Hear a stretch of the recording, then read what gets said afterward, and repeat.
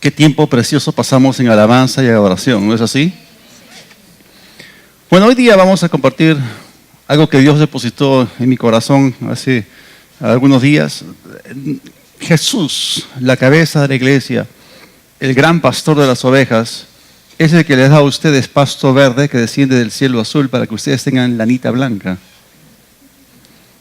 La palabra de Dios afecta a nuestro carácter.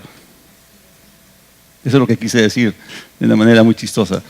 Y yo no tengo la responsabilidad de darle a ustedes lo que a mí me parece. Continuamente estoy conectado con Dios, en comunión con Dios, y lo que he oído de Él, eso les hablo. Jesús dijo esto en Juan capítulo 17, las palabras que tú me diste, yo les he dado. Y bueno, Dios puso esto en mi corazón. Vamos a hablar acerca de transforma tu comunidad. A veces la palabra transformar suena un poco a Transformer, ¿no? ¿Has escuchado acerca de los Transformers? Se supone que son robots que se convierten en carros, de lo cual hay dibujos animados, hay películas, hay muñecos, ¿no? Y bueno, se llaman Transformers porque tienen la capacidad de convertirse en carros y bueno. Y cuando hablamos acerca de transformación, también podríamos pensar quizás en el increíble Hulk. ¿Han escuchado acerca de esa horrible criatura verde? ¿De dónde surgió eso? Bueno, Bruce Banner, como parte de un experimento militar que buscaba crear un super soldado bajo los efectos de la radiación gamma, se convirtió en eso, ¿no? Una horrible y violenta criatura. Para estos casos que estoy tomando a manera de ejemplos, son tomados de la ciencia ficción y nos hablan de transformación, aunque no son cosas muy positivas que digamos, pero lo que estoy a punto de decirles no se trata de ciencia ficción. O sea, voy a hablarles acerca de algo que es parte de la vida real y me refiero a una transformación no muy grata. Quiero hablarles, en primer lugar, como punto de partida, porque si voy a hablar acerca de una solución, tengo que mencionar el problema en primer lugar.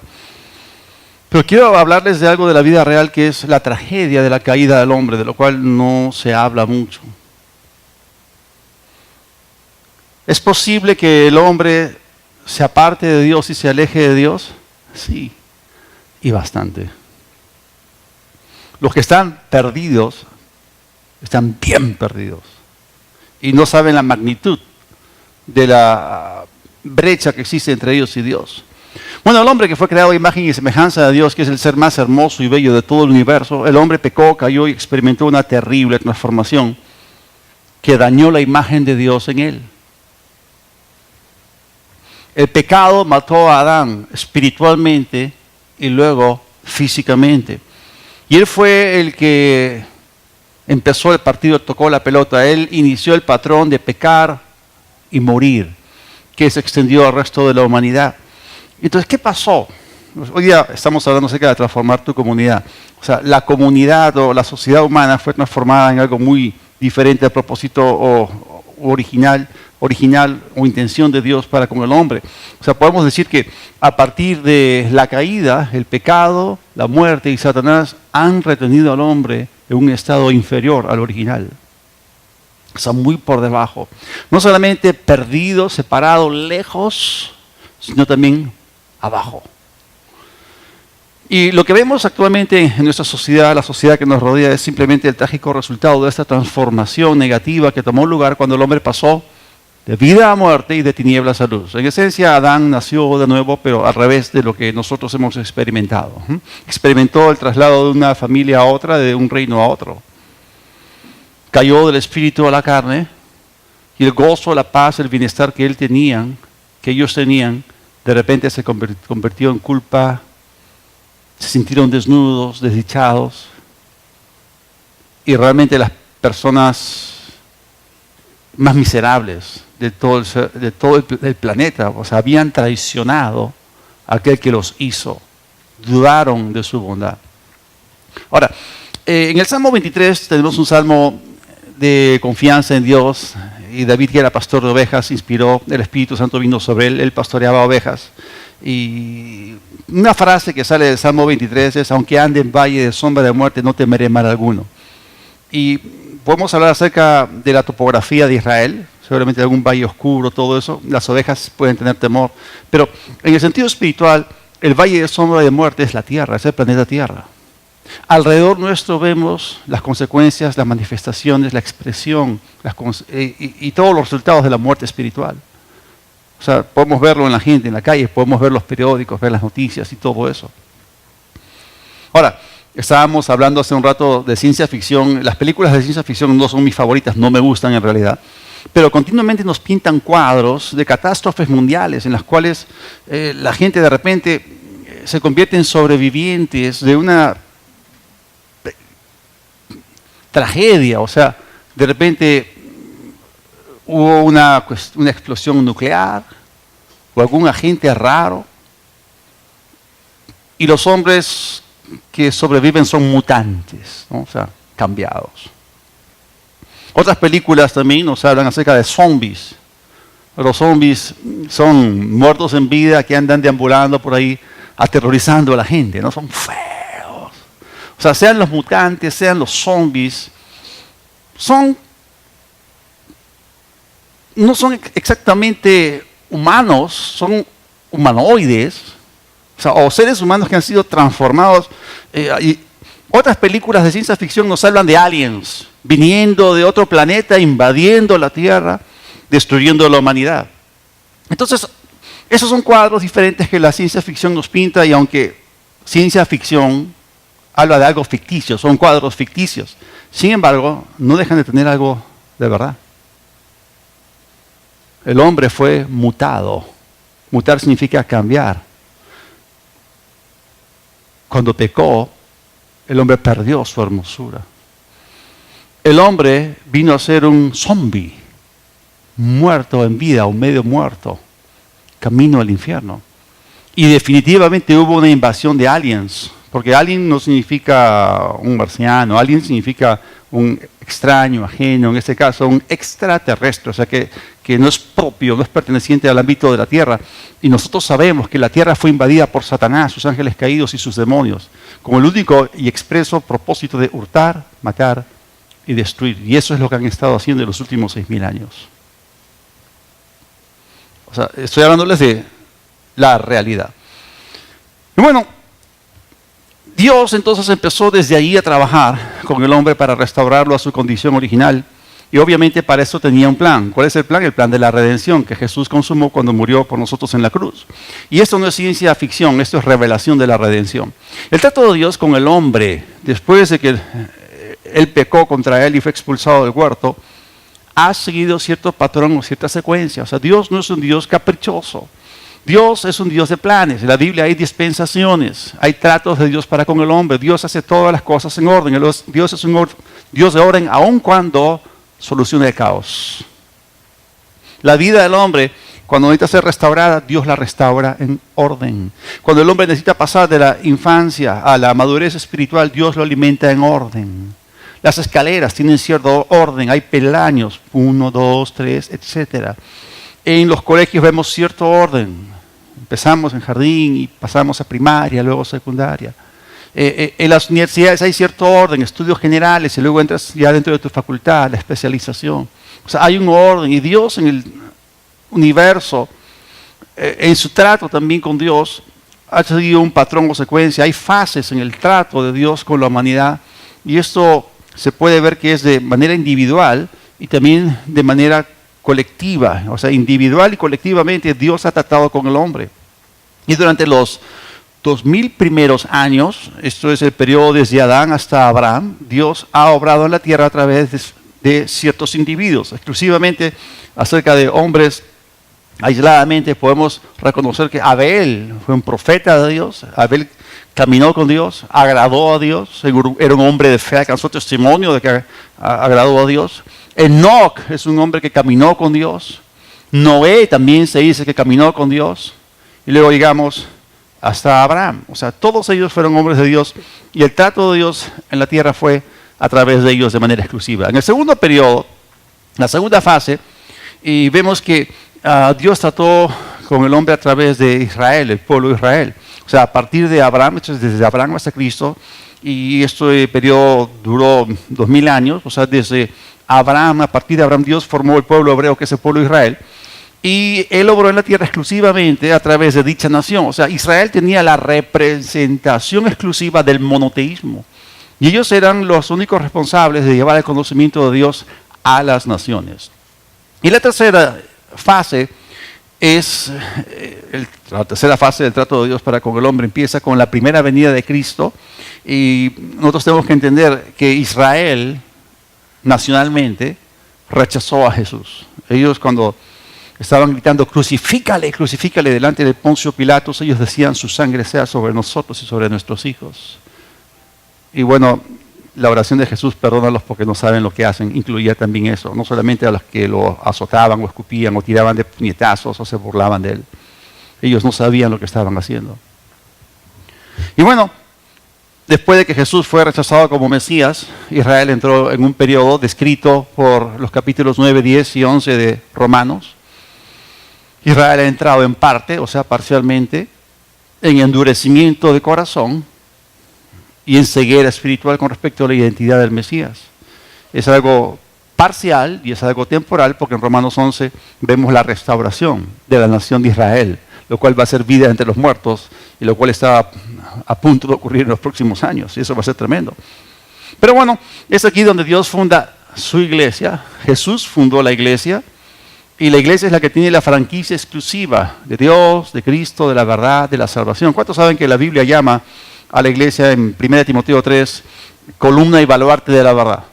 O sea, si alguna persona en este planeta quiere buscar la verdad, no la puede encontrar leyendo las fake news. ¿Saben lo que son las fake news? O sea, las noticias falsas, ¿no? O la opinión mundial, o la opinión pública, ¿no? La verdad se encuentra en la iglesia. Entonces, el plan de Dios para la solución del problema de la humanidad es la iglesia. La iglesia es parte de una solución. La iglesia es una solución, no es algo complicado. Y si nosotros miramos en los 4 evangelios, porque el Nuevo Testamento tiene cierto orden, y tenemos en primer lugar los 4 evangelios, luego viene el libro de Hechos, luego vienen las epístolas de Pablo, las epístolas universales, y luego viene el libro de Apocalipsis. En la primera parte del Nuevo Testamento, la primera división de los 4 evangelios, ¿cuáles son los 4 evangelios? Canten. Mateo, Marcos, Lucas y Juan. De los 4, solamente uno menciona a la iglesia, y es Mateo, que es el evangelio del discipulado por excelencia. La palabra iglesia es mencionada por Jesús. Él es el primero que menciona la palabra iglesia, y lo dijo y la hizo. Al decir algo, tú introduces algo, tú creas algo. Y la palabra iglesia es mencionada por Jesús 3 veces en Mateo. Una vez en Mateo 16 y 2 veces en Mateo 18. Mateo 16, 18 dice, yo también te digo, hablándole a Pedro, que tú eres Pedro, y sobre esta roca edificaré mi iglesia, y las puertas del Hades no prevalecerán contra ella. Esa es la primera mención del término en el Nuevo Testamento y en toda la Biblia en realidad.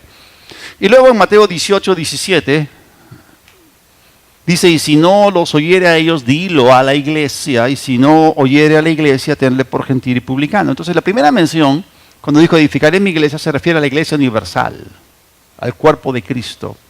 Y este tema se desarrolla ampliamente en las epístolas de Pablo, no en los evangelios. No les digo que la mención de la palabra iglesia en los evangelios es escasa, y solamente de los 4, uno la menciona y es Mateo.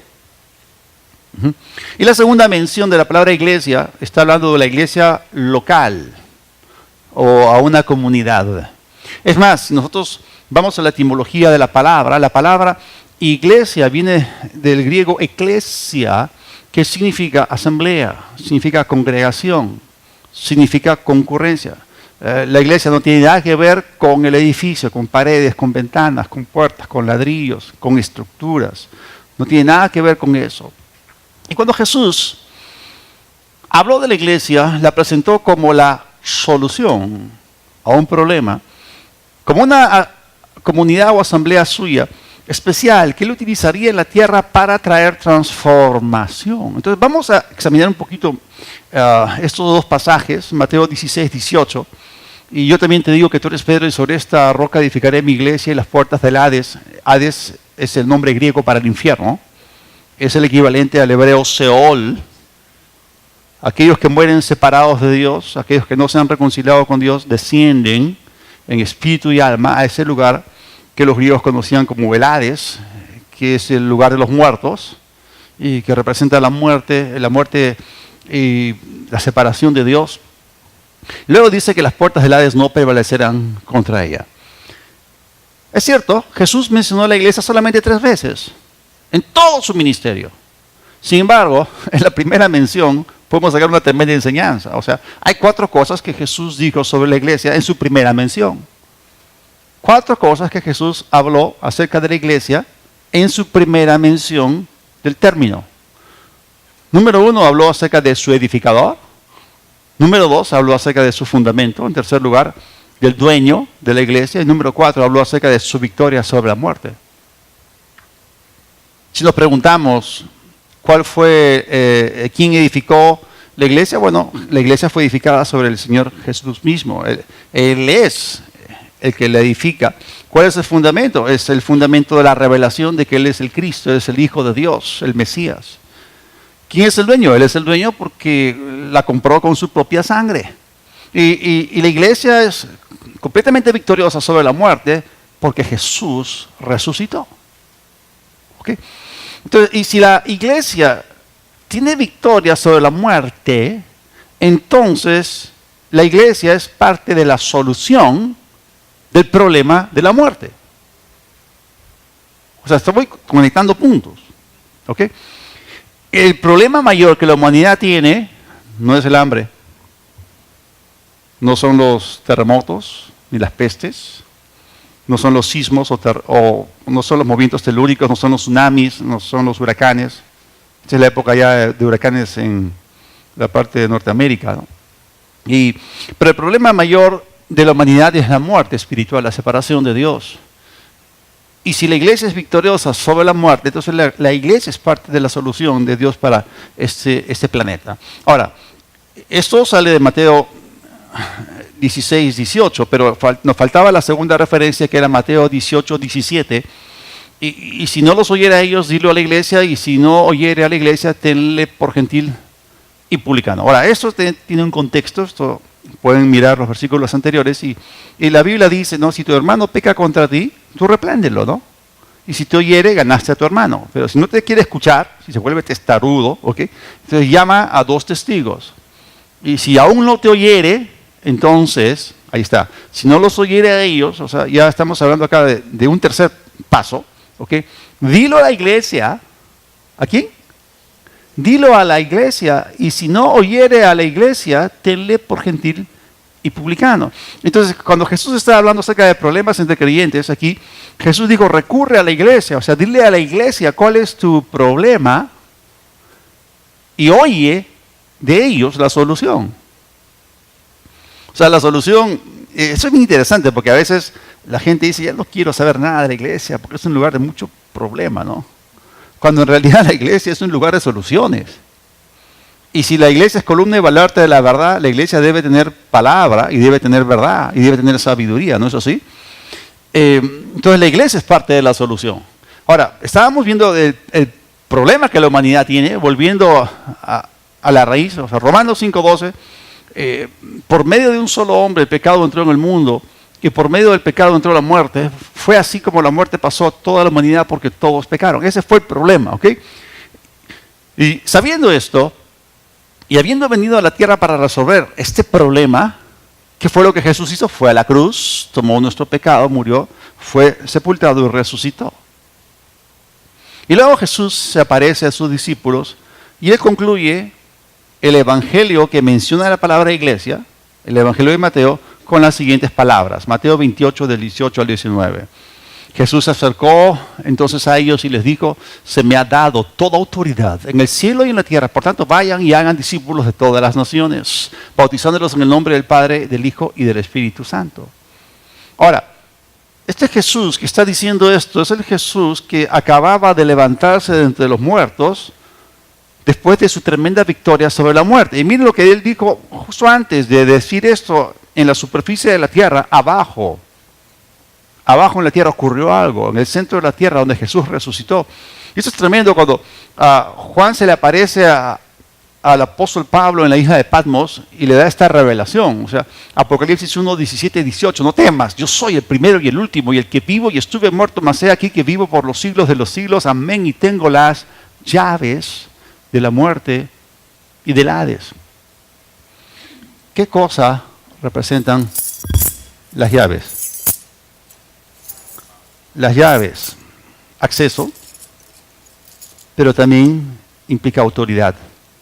¿Ok? Y Jesús, cuando dijo vayan, le estaba lanzando las llaves a la iglesia. Eso es un simple asunto de delegación.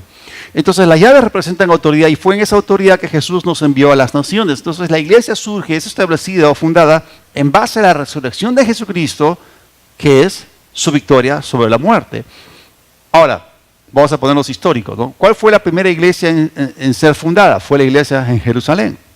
Y apenas el Espíritu Santo cayó sobre los 120 que estaban en el aposento alto, ocurrió algo poderosísimo, antes nunca visto. Estamos hablando de algo que ocurrió 4000 años después de Adán. Estamos hablando acerca de algo tremendo. Y apenas la iglesia empezó su existencia, de repente comenzó a transformar la comunidad circundante. El apóstol Pedro, ahora bautizado en el Espíritu Santo, se levantó y predicó un tremendo mensaje y 3000 personas nacieron de nuevo.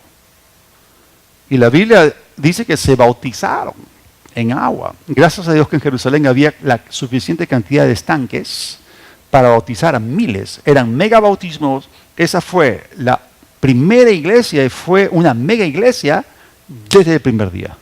Es tremendo, ¿no? O sea, acá vemos miles de personas que tienen una experiencia que transformó su vida y de repente Jerusalén nunca más volvió a ser la misma.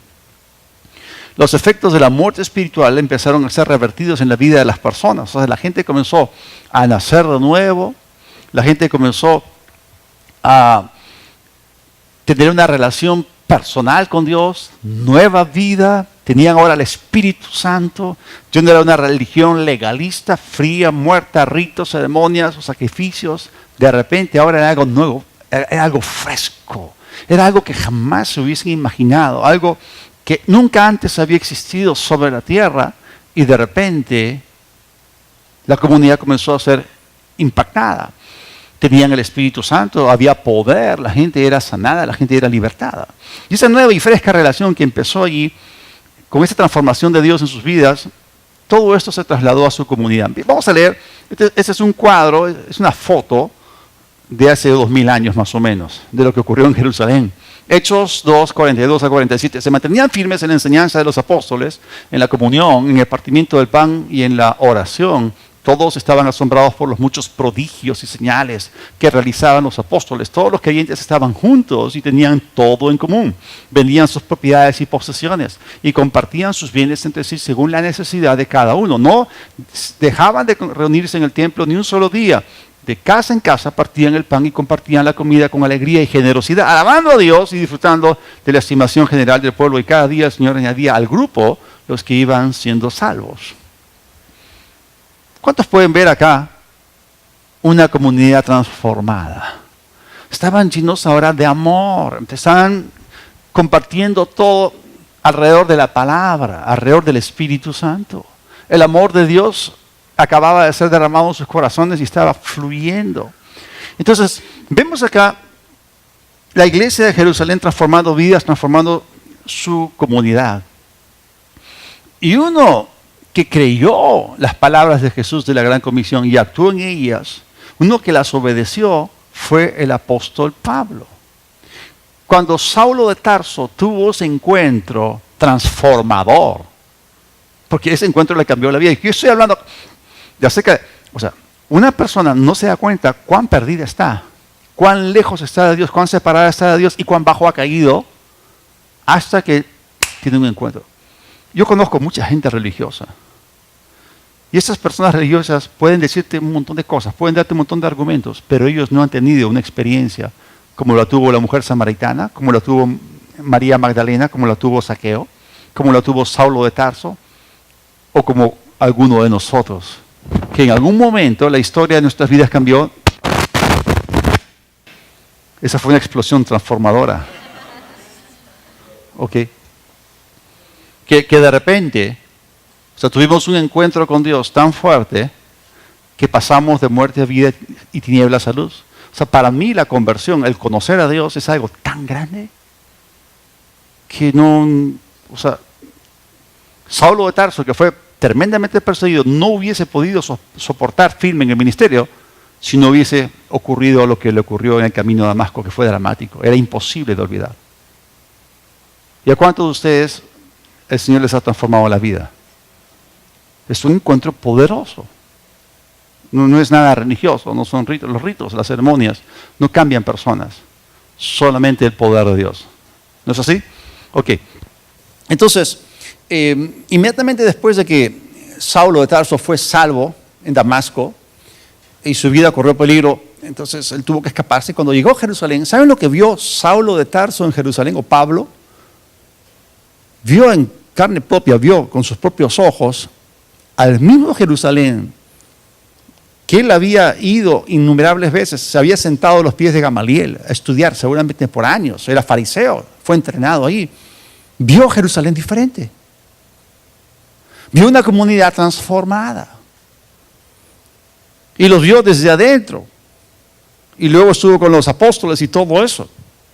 Y eso que empezó en Jerusalén, Pablo empezó a verlo después en la iglesia de Antioquía y en el resto de las ciudades del Imperio Romano. Por ejemplo, Antioquía era una de las ciudades más importantes del Imperio Romano. Primero estaba Roma, también estaba Alejandría, la tercera ciudad más importante era Antioquía.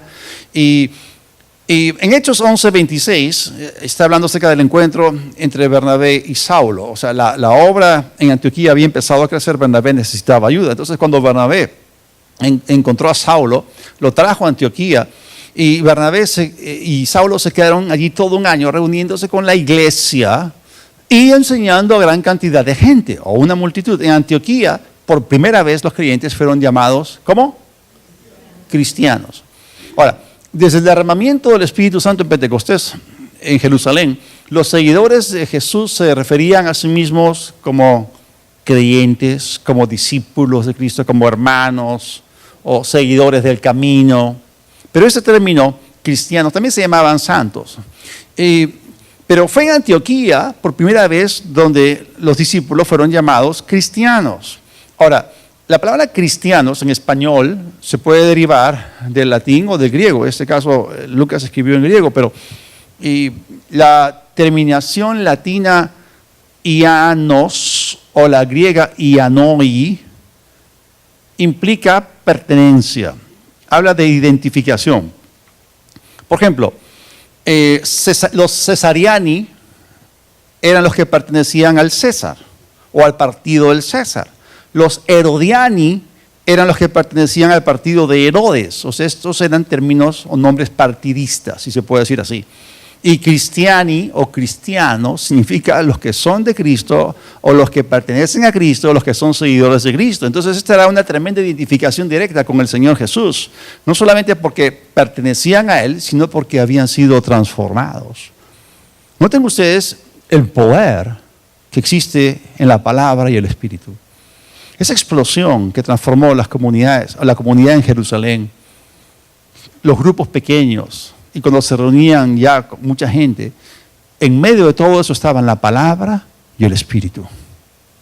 También había comida, pero eso iba mucho más allá que una mera reunión social mundana.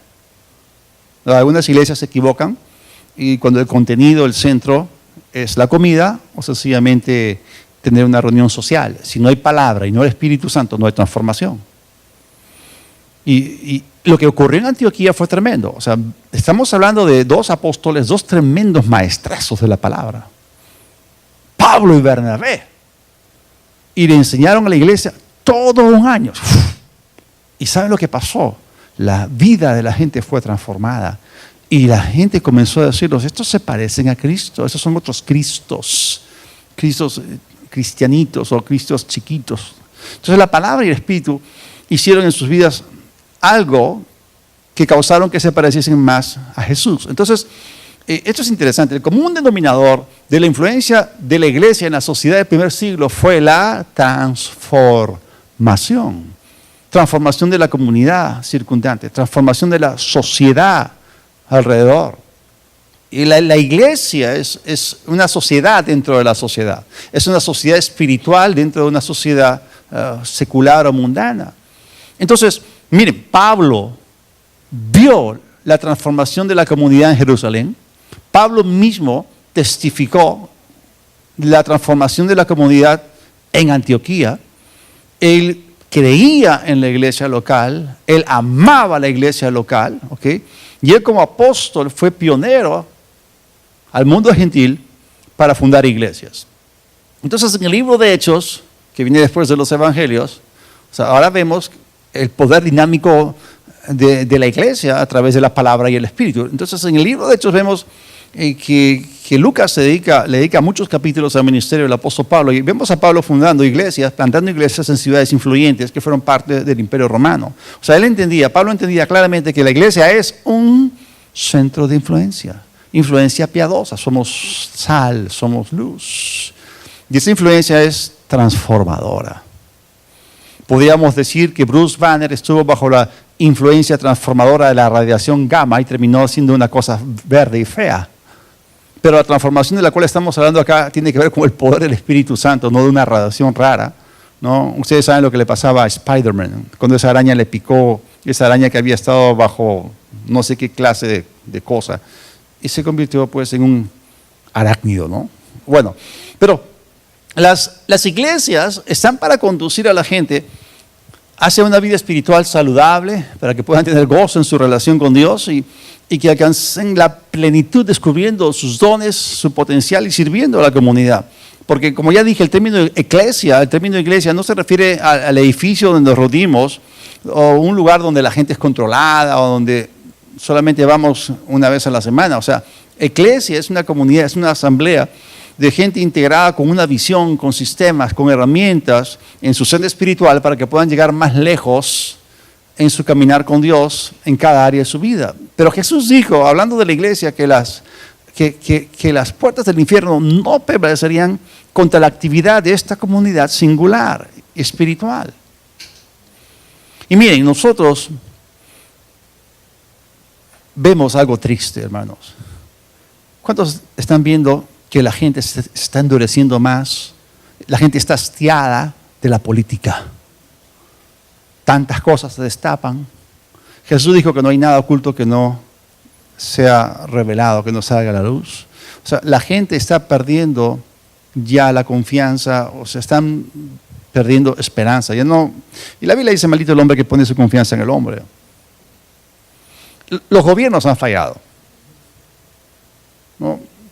El volverse académicos no transforma la vida. Todos ellos han fallado en transformar el corazón del hombre. Pero esta comunidad espiritual llamada la iglesia es un organismo vivo, singular, comisionado por Dios para traer esperanza al mundo. Nosotros sabemos que hay ONGs que están dedicadas a ayudar gente. Hay mucha ayuda social. Están Alcohólicos Anónimos para reformar a aquellos que tienen un vicio con la bebida. Y podemos hablar acerca de gente que está en la penitenciaría, que están presos. O sea, la gente ha hecho esfuerzos para poder restaurarlos a la sociedad en vez de que dañen a la sociedad, para que formen parte de una comunidad de buenos ciudadanos. Nosotros podemos ver cómo algunas municipalidades tienen esfuerzos para ganar a los jóvenes que están drogándose en los parques y todo eso. Pero todos ellos han fallado porque el problema del hombre es un problema espiritual. Y no son parte de la solución. No hay poder, no hay transformación. Entonces, solamente Cristo puede resolver esto. Y la transformación de nuestro mundo empieza con el individuo y más allá de la educación secular y de la culturización. O sea, es algo espiritual. Y estamos hablando acerca de ser librados de la misma muerte. Estamos hablando de ser librados del mismo diablo. Y los gobiernos no tienen esa clase de poder. La gente literalmente está ciega y está perdida. Ahora, nosotros ya tenemos cierto kilometraje en nuestra vida cristiana. ¿Y se acuerdan cómo éramos cuando estábamos perdidos? O sea, realmente estábamos bien perdidos. Y rápido nos olvidamos, ¿no? Pero estábamos ciegos, estábamos completamente engañados, muertos. No sabíamos lo que estábamos haciendo en realidad. Y Jesús mismo dijo, como estábamos mencionando, o sea, que el hombre separado de él está en muerte. Entonces la transformación que nuestro mundo necesita empieza por un cambio personal. Y cuando Jesús dijo en la cruz, perdónalos porque no saben lo que hacen, realmente no sabían nosotros no sabíamos lo que hacían. A veces me he acordado, y nosotros sabemos que las cosas viejas pasaron, todas son hechas nuevas. Tu mente no tiene que morar en el pasado, pero si te pones a pensar las cosas que hacías o que hacíamos antes, yo digo, verdaderamente no sabía lo que hacía. O sea, estaba bien ciego, estaba bien perdido. Y nos olvidamos muchas veces de eso. La gente no sabe lo que hace, son parte del sistema. Satanás ha cegado su entendimiento, los tiene bajo su control y dominio, están en camino al infierno. Y nosotros como iglesia necesitamos tomar conciencia de esto y ser más misericordiosos. Ahora, hablando acerca de los esfuerzos mundanos, ¿okay? O sea, una cosa es el concepto bíblico de iglesia y otra cosa es el concepto mundano. Porque estamos estudiando lo que significa la iglesia como un centro de influencia, como algo que puede transformar nuestra comunidad. Y la mayor parte de nosotros viene de un trasfondo católico.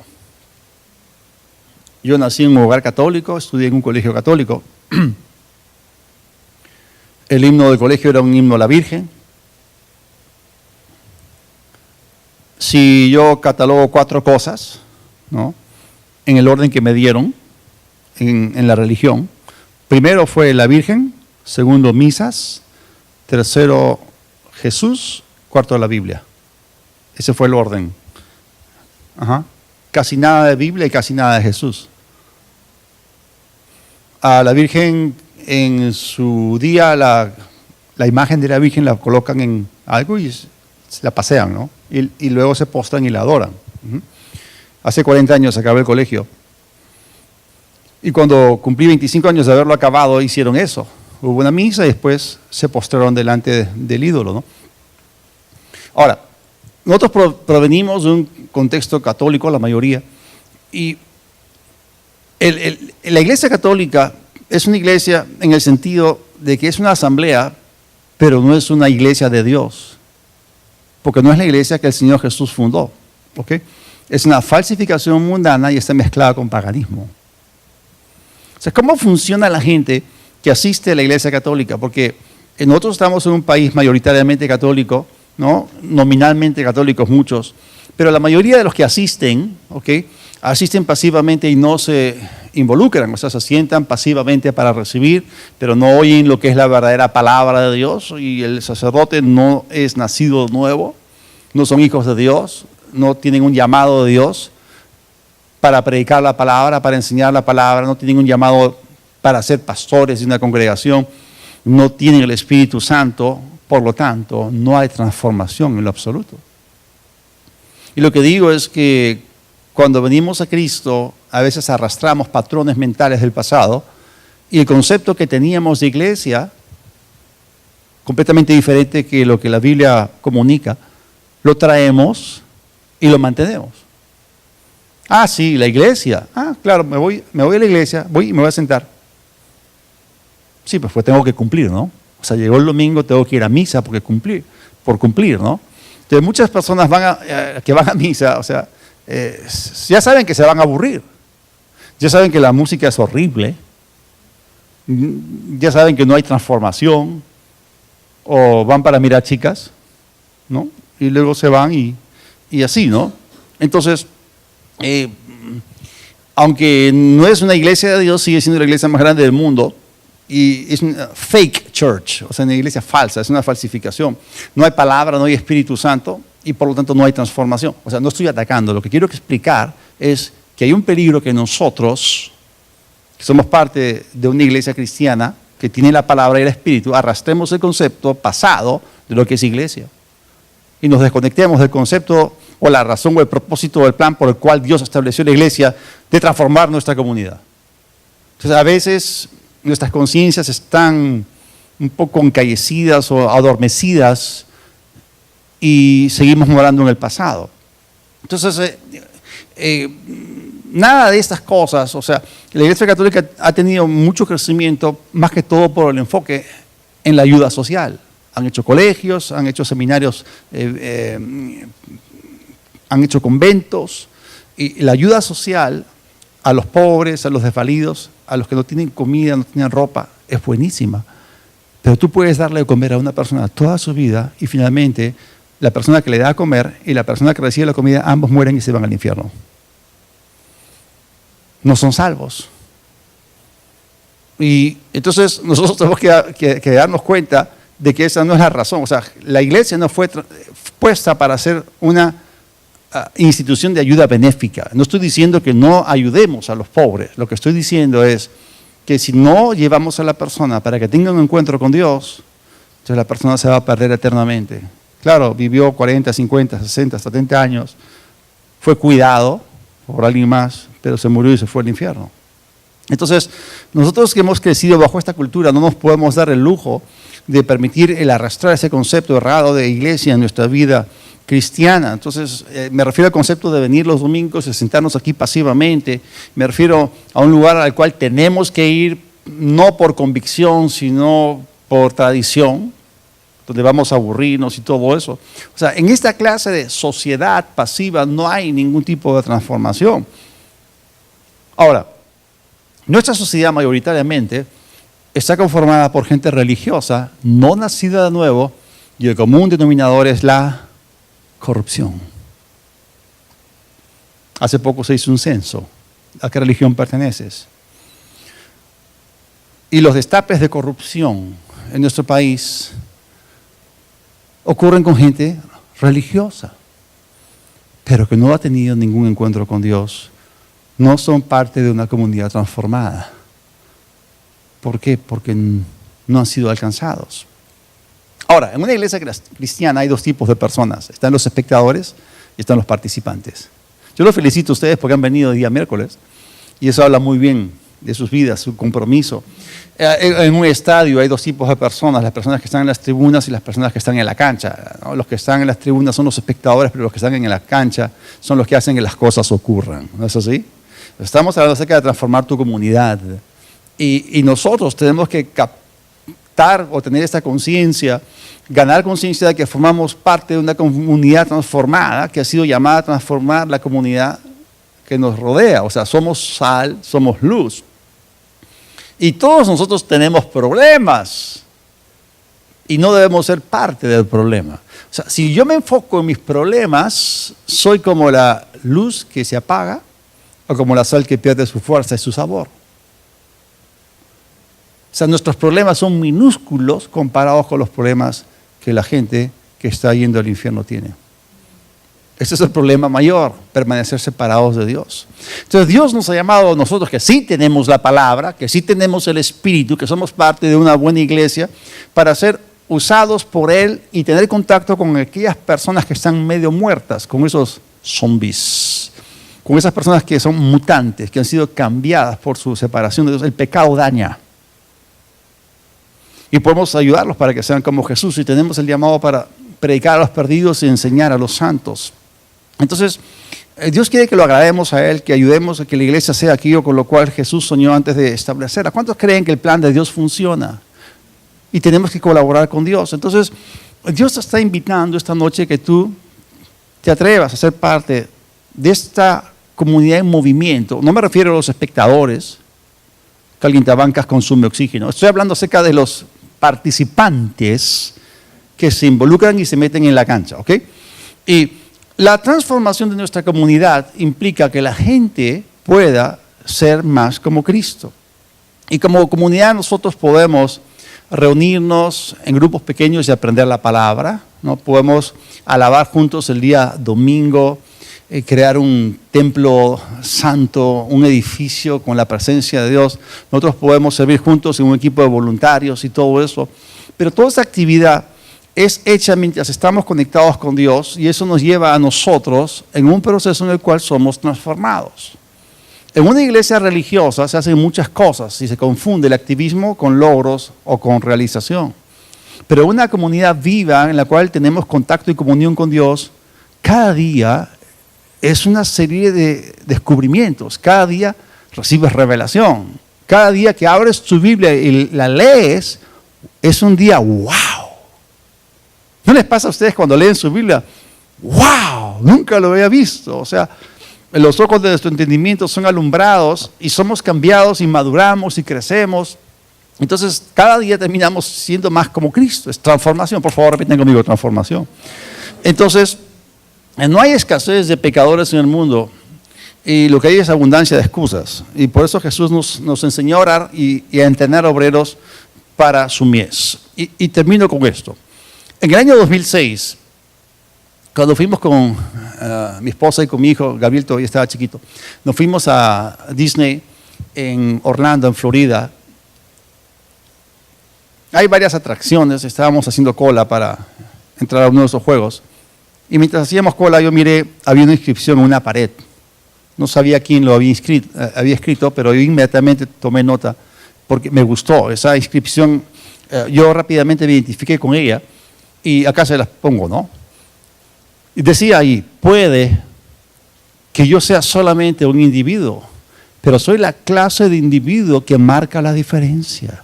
Yo soy un agente de cambio. Yo soy un protagonista del cambio. Ahora repiten conmigo, puede que yo sea solamente un individuo, pero soy la clase de individuo que marca la diferencia. Yo soy un agente de cambio. Yo soy un protagonista del cambio.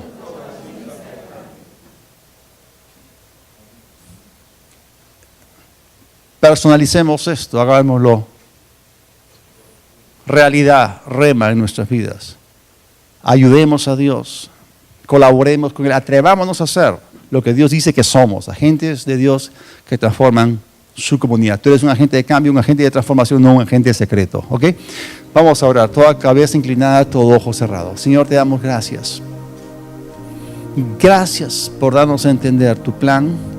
Somos parte de la solución, no somos parte del problema. Y esta noche, Señor, hacemos ajustes internos en nuestra vida. Después del entendimiento viene el movimiento. Ahora sí, salimos de la tribuna y nos metemos a la cancha. Pasamos de ser espectadores pasivos a ser participantes activos. Perdónanos, Señor, por nuestra indiferencia con respecto a este mundo perdido. Ayúdanos a ganar conciencia de nuestro rol y responsabilidad. Ay de mí si no predico el Evangelio, dijo el apóstol Pablo. Y eso se extiende a nosotros. Padre, gracias en el nombre de Jesús. Si alguien está acá y aún no ha recibido a Cristo, quiero darle la oportunidad. Si aún no has tenido un encuentro personal con Dios, no has pasado de muerte a vida, de tinieblas a luz, te doy la oportunidad para que tú lo hagas. Si eres tú, repite conmigo esta oración. Jesús, perdóname. Vengo a ti. Sé mi Señor. Dame una nueva vida. Gracias por tu perdón y por la vida eterna. En tu nombre. Amén.